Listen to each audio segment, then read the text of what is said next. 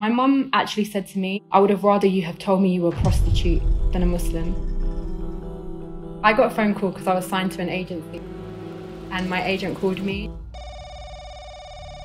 and he was shouting at me on the phone, how are you losing your career? What are you doing? It was going to be a world tour. So it would be hotels paid for, flights paid for. It was a dream. You can only be Jewish if your mum's Jewish. I didn't even tell anyone that we were Jewish. It was almost like a shame I felt with it. I don't know why. So can you tell us about your stage life before Islam, your career as a presenter? I was around the music industry. I was quickly around quite a lot of celebrities. Majority of them, the same ones who you see smiling on the camera, were absolutely miserable or lost or confused because they're not genuinely being themselves when they're on camera. God, please, if Islam is the truth, just guide me. I said to myself, I'm not fighting this anymore. I could die tomorrow. I need to become a Muslim.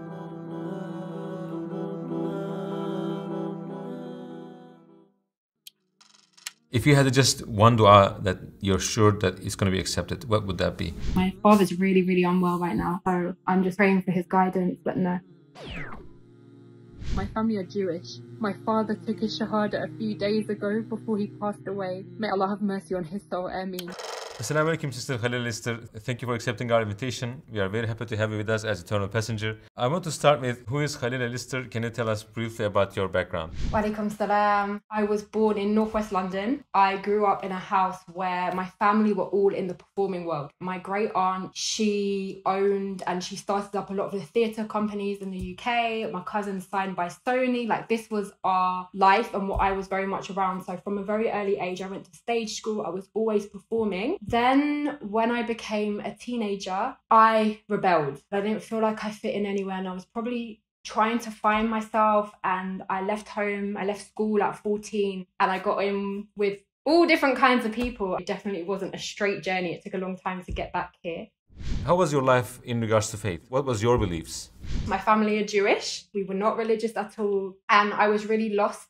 Both my parents are agnostic and they didn't believe in the religion. So we grew up with pork in the house, which is completely un-Jewish. We did Christmas. We really didn't celebrate any religious festivals in the Jewish religion. So I definitely didn't feel an identity as a Jew. And in fact, I didn't even tell anyone that we were Jewish. It was almost like a shame I felt with it. I don't know why. Well, I do now looking into it, but I definitely wasn't proud of that being my heritage for a very long time. But I certainly didn't believe in the Jewish faith. And I did look into Christianity, but I couldn't understand it at all. I couldn't understand how there could be three gods, but one God. I definitely believed in one creator. And I would pray. I think I remember when things were really difficult, when a friend of mine committed suicide and other such really big things in my life, I'd always pray, but I really had no idea who I was praying to. So can you tell us about your stage life before Islam, your career as a presenter? I was around the music industry and I was quickly around quite a lot of celebrities. The more I was working in those fields, and I ended up working on places like BBC One Extra, Kiss FM. I was doing quite big presenting on radio shows and hosting for really huge celebrities. So I would go out on stages with thousands in the audience, and that was just, it was my bread and butter. I was getting paid very young. It was the glitz and the glam. But the reality of that is that it wasn't as it seemed, which I learned pretty quickly. Assalamu alaikum, brothers and sisters. We saw that 80% of our audience, including this video, are not subscribed to our channel.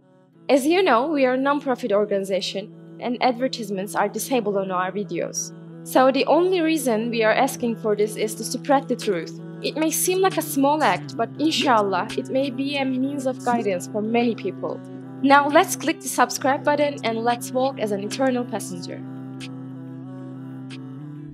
So you said that you spent quite some time with celebrities. As you know, they have a shiny, glamorous life from the outside. Is that really the case from the inside? And do you have any interesting stories to tell us? I think that is something that, funnily enough, led me to question my whole existence of life. Because as someone who was in the performing world, who was constantly around these people who you look at from the outside. Now, bearing in mind, in that time, we didn't have Instagram. So it was all paparazzi or interviews on TV. But you look at that and you look at them and they're doing their dream and they have the cars and the money and everything that they would want, the success in their talent. So you would think that they are on top of the world and they found external happiness. And what I would find is in the after parties, majority of them, the same ones who you see smiling on the camera, were absolutely miserable or lost or confused. If I asked them, why are you not happy? You've got everything. They would say, I don't feel like I have it. I don't feel like I'm there yet. None of them felt like they were standing in the success. They felt like they were standing next to the success and looking at it from an outward angle. And so I would think to myself, even though I was pretty young, I would always think to myself, there's got to be more life than this. How can it be that these people who we idolize on the outside, people literally scream at, are still not feeling happy? And I think I quickly concluded it's because they're not genuinely being themselves when they're on camera. They're having to be a persona. They're having to act in a way that society wants them to come across as. And so internally, they don't feel complete. I remember being at one particular after party, and I'm not going to mention names. I don't think that I would be able to, but there were very big celebrities in the hip hop industry that were really huge. If you walk down the street, people are screaming and taking pictures. And I remember walking through with them, and then they sat down and they'd finished everything. This one particular male celebrity, he almost looked like he'd given up on life. I think I was about 16 at the time, and I just remember he was screaming and telling me the devil was on top of him, and the only person that made the devil go away was me. I mean, my daughter's not that much younger than that, so I was still pretty much a child, and this is a big adult who we look at and we think is so incredible, and he's screaming and they're not in their mind. And I just remember thinking to myself, I don't want this life. You're doing this as an escapism. And that was what became very apparent, that yes, they had a talent, or yes, they had become successful, but there was still all these traumas that they hadn't healed. There was still an emptiness inside no amount of money could fix. I think that was a huge moment in my life, and it was very soon after that I really went on a deep soul-searching journey. Can I ask, what was your job? You were 16, so what were you doing with these celebrities? What was your occupation?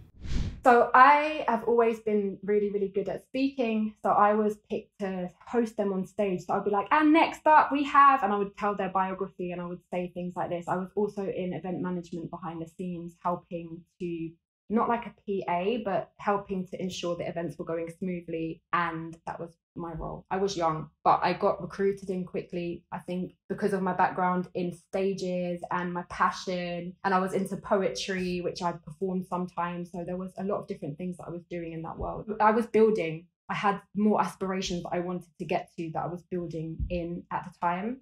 What was the thing that made you question your beliefs? You said that you were impacted by this individual. And was it an event or a thought, and when was it?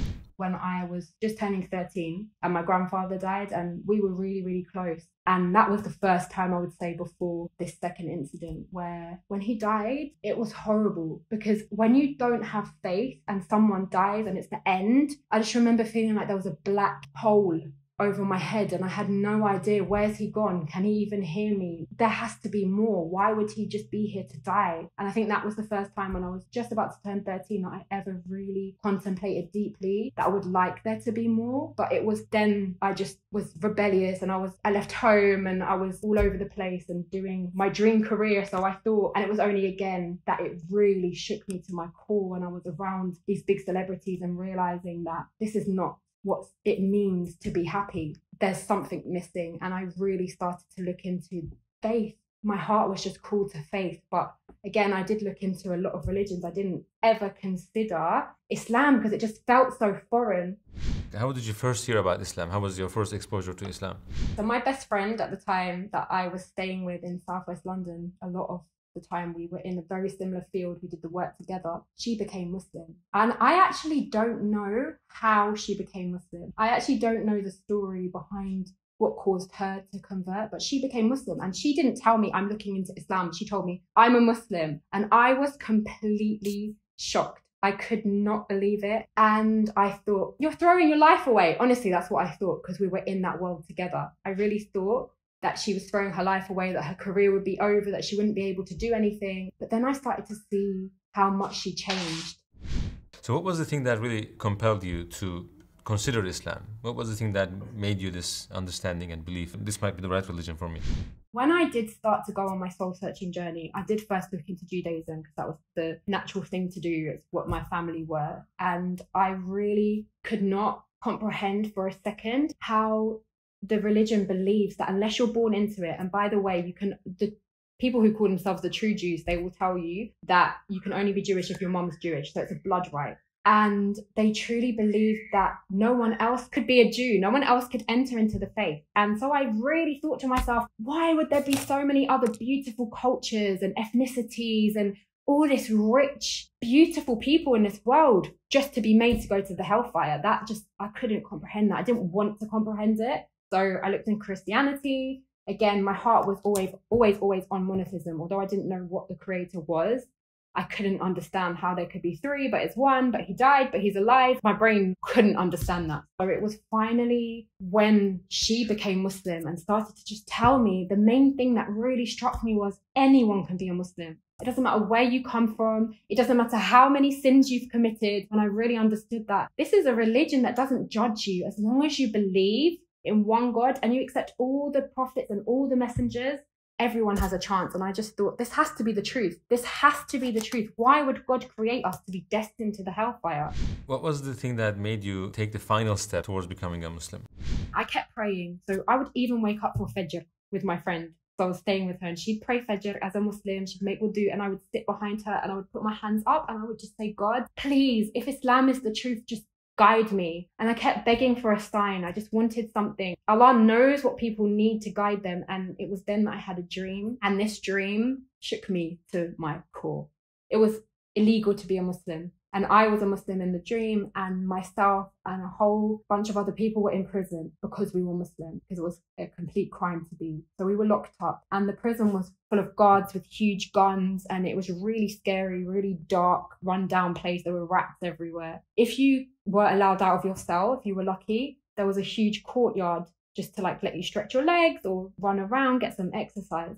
And across the other side of the courtyard, you could see a fence. And behind the fence were loads of Muslims. And it was safe. The guards couldn't touch them. They were safe. And they had banners and they were protesting to get the Muslims out. And it was safe there. And they were shouting, La ilaha illallah. And some people were able to escape over. If you could get over, you were free. So I was plotting and planning to get us out. Not just me, but everyone. So I told everyone that we had to go and get changed, look like we weren't Muslim. And I can't remember what we wore or anything like that. But I just remember coming out into the courtyard and the guards not realizing we're Muslim, but thinking, this is strange. Who are they? And they start following us with their guns. And I'm just like, no one speak. They can't know we're Muslim. And suddenly someone next to me says, Alhamdulillah. And the guard realizes that we're all Muslim. And he points his gun at me, this huge gun, and he points at me and he fires. And it was literally, I remember it like it was yesterday. I can see it still so vividly in my mind. The bullet starts to come out in slow motion. And it's then I realize Allah can save me. Why am I fearing a human when it's Allah, when it's God who has the power to do anything? So I put my fear aside and I put my trust in God and I start saying, Allahu Akbar. Everyone around me starts to shout Allahu Akbar, and the bullet reverses and it goes back towards the guard. The part that got me the most is it was in that moment that a breeze, like a light, gentle breeze came and it picked us all up, all of the Muslims, and it lifted us up and took us over the fence. When I woke up and I told my friend about this dream, she started to cry and I said, what? She said, bearing in mind, I hadn't really read the Quran. I hadn't read anything. I didn't really know any hadith. I didn't have a lot of knowledge. I just knew that I loved Islam. And she said to me, at the end of time, there will be a breeze that will come and save the souls and lift the souls of the Muslims. I was like, this is the truth. I really understood the depth of this dream. I said to myself, I'm not fighting this anymore. I could die tomorrow. I need to become a Muslim. And I don't even think it was a week before I took my Shahada. How did you take your Shahada? Did you go to a mosque? How did that happen and how did you feel?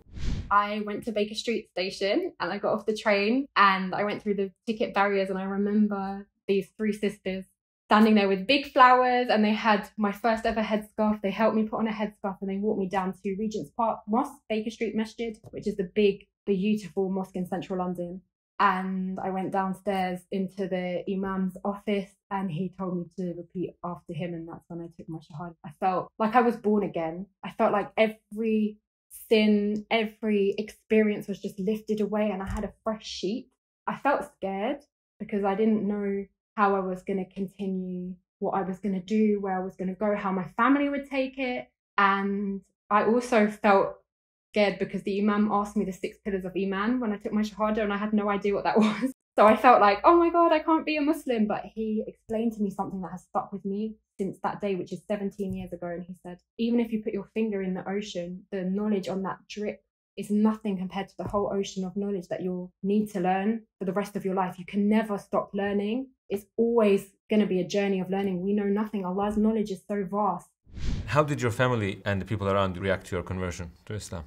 That my sister, who was 14 at the time, 1 month after I took my Shahada, she took hers. MashaAllah, tabarakallah. So I actually gave her a book called The Illustrated Guide to Islam, which explains the science behind Islam. I'm more of an emotional soul and she's more of a logical one. That really helped her to understand that these miracles were there before science. So she took her Shahada, but she was very young. So I had to tell my mom that I was Muslim. My mom actually said to me, she cried so much and she said to me, I would have rather you have told me you were a prostitute than a Muslim. And I couldn't believe that she would have this view on Islam. Obviously, the reality is that my family still hold on to that, the larger family. So a lot of them, me being a Muslim is a huge shock. But for my actual family, we didn't grow up with a strong sense of faith. After your Shahada, you received a job offer from the owner of $1 million record company. What was your answer and what influenced that decision?